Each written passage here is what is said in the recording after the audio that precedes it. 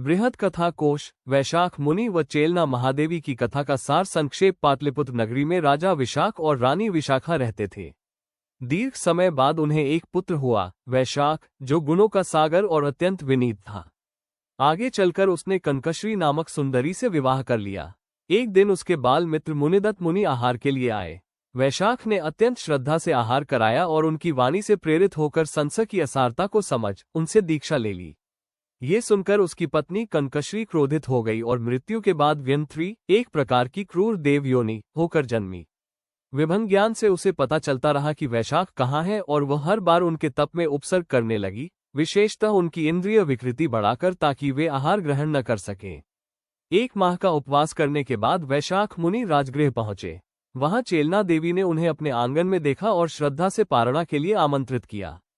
तभी व्यंत्री ने फिर से उपसर्ग किया, पर चेलना ने तत्काल पर्दे द्वारा मुनि की रक्षा की, जिससे उपसर्ग दूर हो गया और वैशाख ने आहार कर लिया।